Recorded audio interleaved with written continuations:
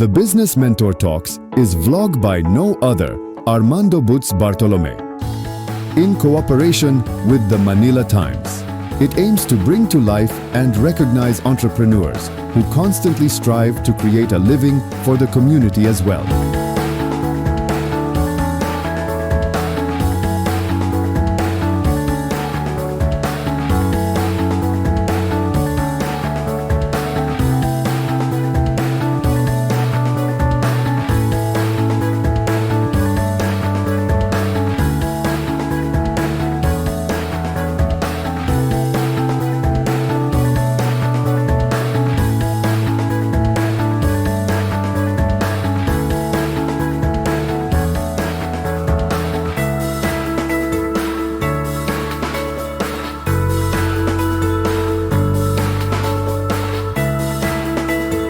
Listen to the Business Mentor Talks with Butz Bartolome.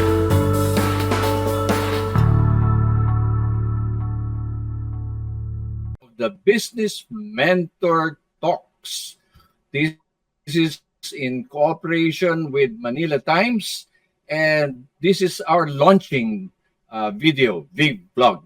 You know, today we are very privileged to invite a couple, a working couple, a dynamic couple who are both in business of logistics as well as tech support. So let's hear from them. Let's hear from Lorraine Motomol and Kernan. Good morning to you all the way from Cebu. How are you today? Kamusta na kayo dyan? Hello. Hello, Sir Butch. Yes, good morning. Good morning. Yeah. So, ngayon, actually, pag-usapan natin, no, yung bang, paano kayo naging entrepreneur ba? I mean, you have your own business before or you started when you are both now a married couple? So, paano ba? Ladies first, siguro. Di ba? Yan, sige. Well, lady naman talaga mauna, no? Okay, yes. Actually, sir, the truth is, before, I didn't have a plan on becoming a business owner at first. Since I graduated as a banking and finance and wanted to work, actually, as a teller. That's my dream before, no? But unfortunately, things didn't go as planned, and I didn't get a bank job actually. Okay. So the plan was not really going to that way, no. And later, a few years when I graduated, I joined a logistic company, which is specialized in delivering goods door to door, something like that, a service, no? And I was working there for almost 4 years.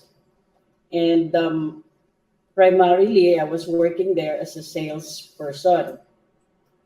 But then, during that time, where I'm with Kernan na that time, and he is the one like giving me some idea and encouraging me also why thou to put up my own business.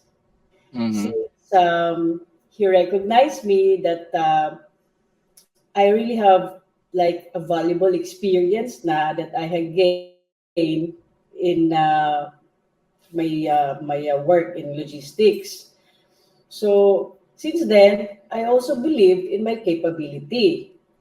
Diba? Kasi everyone can notice naman na what you have, especially when you're there na. So since then, I decided to start my own business. So you had 4 years of experience in sales. I mean, was it really a different ball game because you're trying to aim? You finish banking and finance. You wanted to work in a bank, but then later on it shifted to sales. Was the challenge very tough at that time, Lorraine? to adjust? It was really a challenge for me because,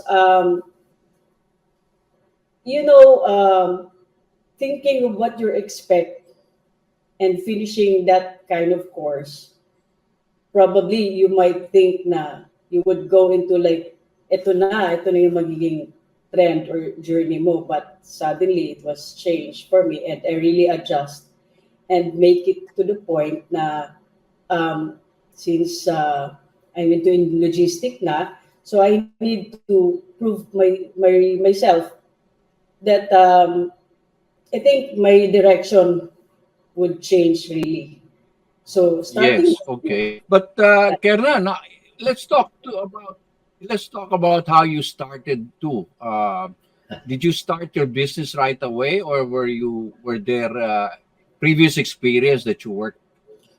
Actually, same with Lorraine.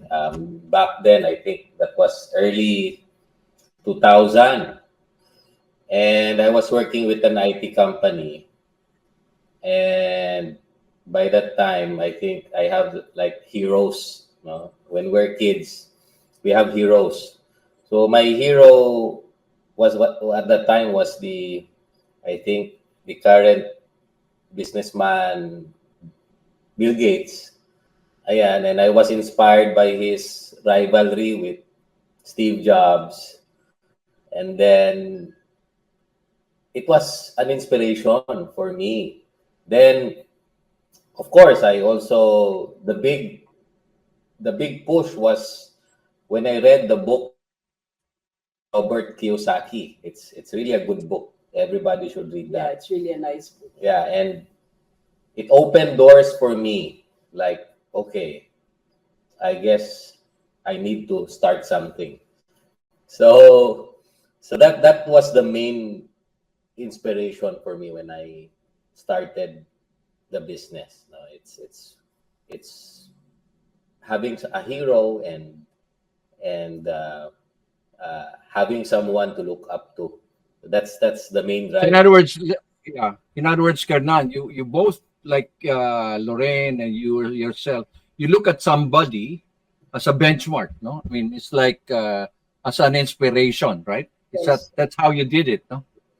correct. Yeah, kasi Okay. nga, on our part, we don't have parents that has capital that can be given to us. Yeah, Like we have no like funding coming from our lolo, lola, or parents. So it was really self-funded, and well, I guess we can talk about that later, in detail. Yeah. Yeah. So, but what kind of business did you start, Kernan? Well, way back, I think it was 2002. While as I was working, we started the business called TECHSUPPORT.ph. At that time, uh, we saw the need for IT support for businesses Mm. because mainly IT people that are mga Pinoy goes to Singapore, and we are actually losing talent in the Philippines because of that. So at that time, while I was still working, there was a customer who needs IT support to maintain a server. They were willing to pay 4,000 pesos a month. that time. Yeah, at the time. That was about 20 years ago. Oh yeah. And So that then is, yeah, tier 2000 yun. I mean, that was 2000, an early start for somebody looking for a support, no? 2000, Yeah.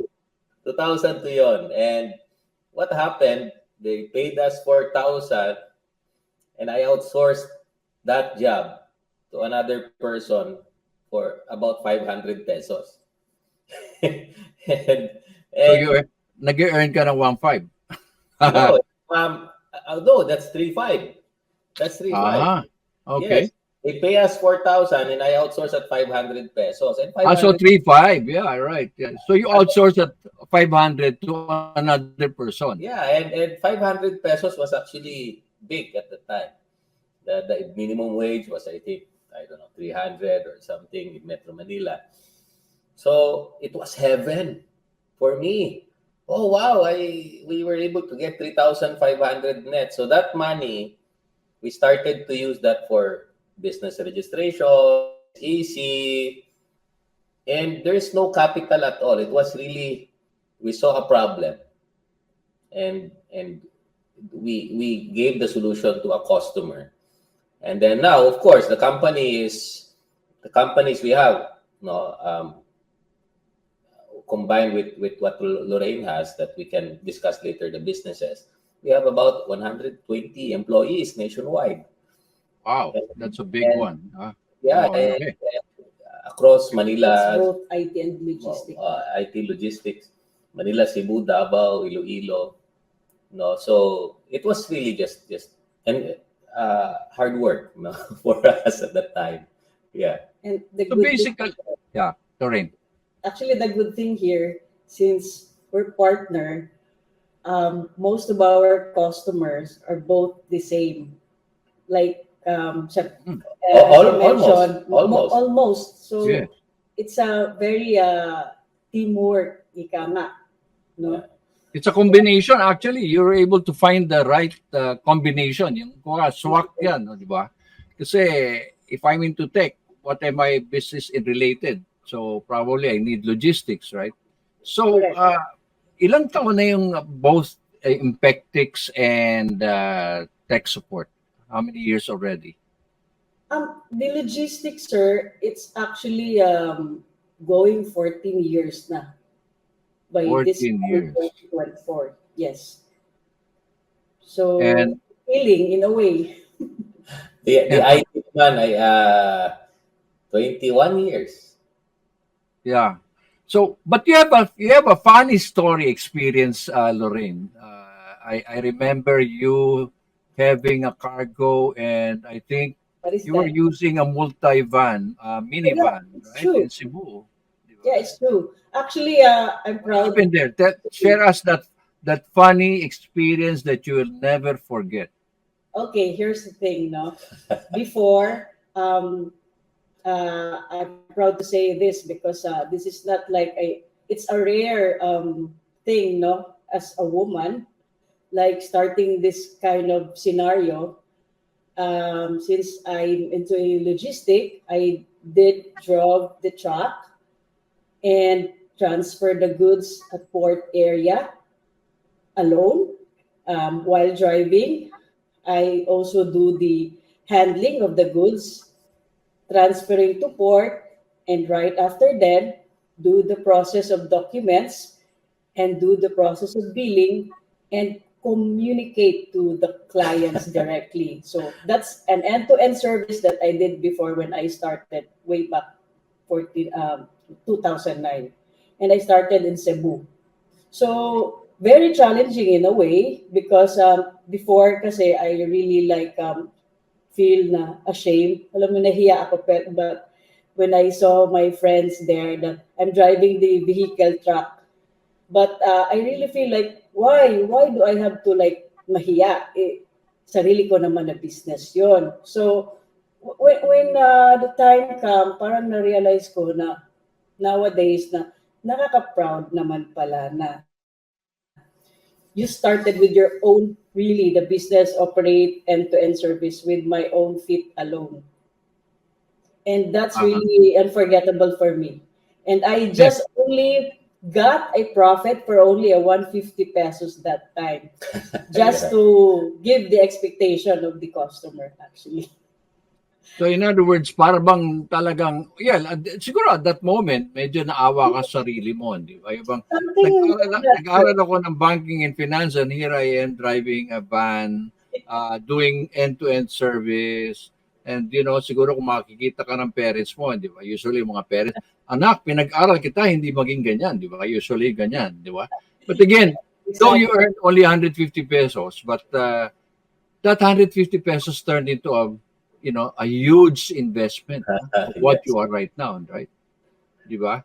True. So, si Kernan, I mean, tignan mo, ang solution na gusto mo is para maiwasan yung mga umaalis na brain drain, right? At that time, right? We have a lot of brain drain. But you both had some foresight of the future. Para bang nakita nyo ba na mangyayari ngayon na magiging maboboost up ang logistics, maboboost up ang tech support? Uh, where are the companies right now in the midst of this the pandemic, in the midst of the resilience of the economy? Ano nangyayari ngayon? Ano nakikita nyo ngayon?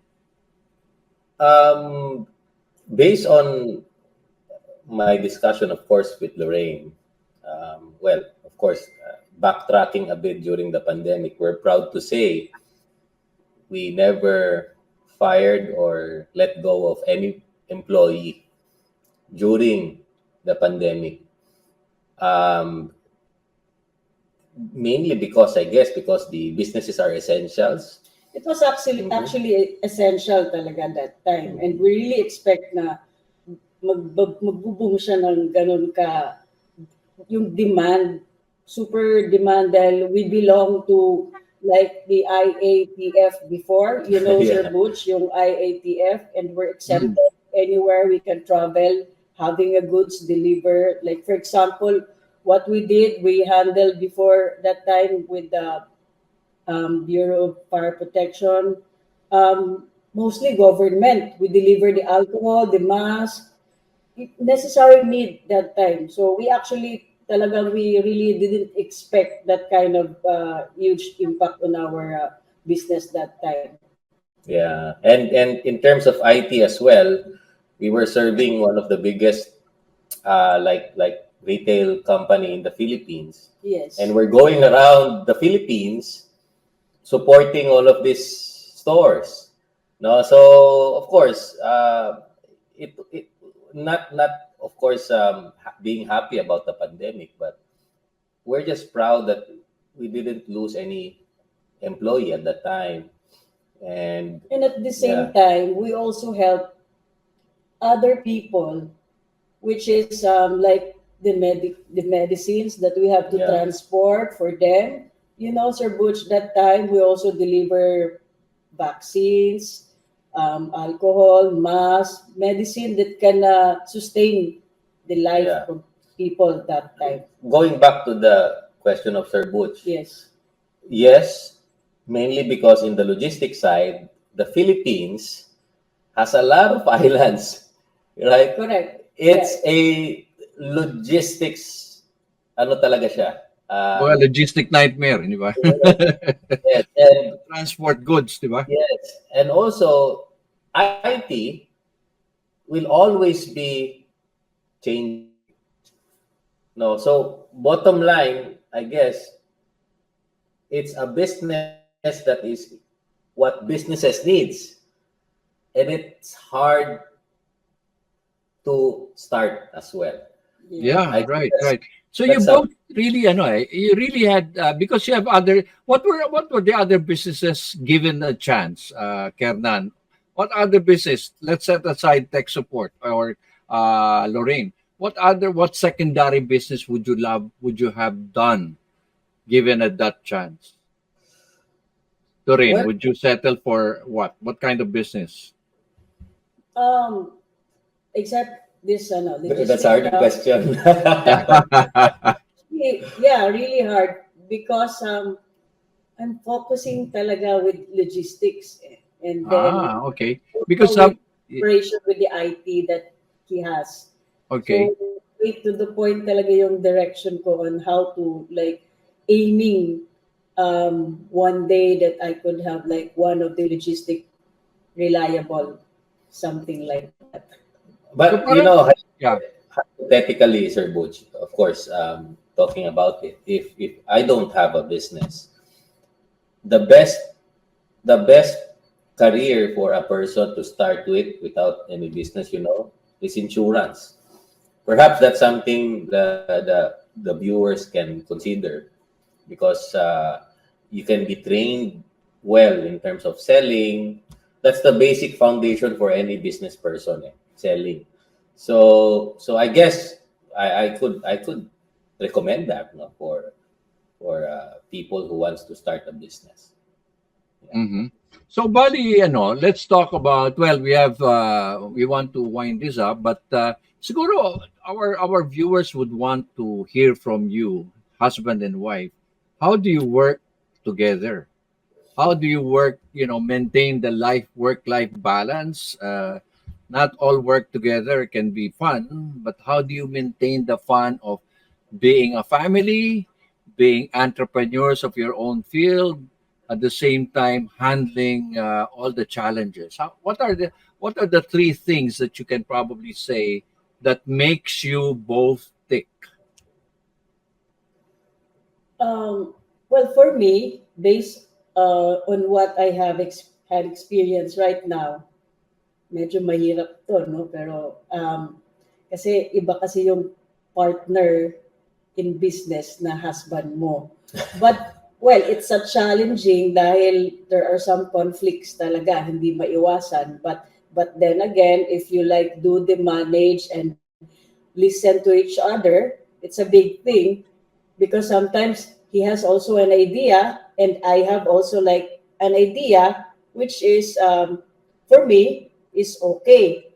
For him, is not okay. So it's like very alam mo yung banggaan talaga. So Yeah, for there's me, a clash. Di ba? There's yeah, a clash, no? I mean, yes, sino? sir. Yeah, right, right. So for me, I used to like do this naman na for how many years. So Kernan sometime giveaway naman. So for me, since I'm into in finance department, both company, so doon lang ako medyo may vocalize. But with regards to handle people and employee and customer, Kernan is a hands-on guy talaga with that. I, I think the key here is find the strengths Yes, of each individual, especially with your partner. correct. It's how you can work together rather than clashing. It's how you can focus on what you're good at.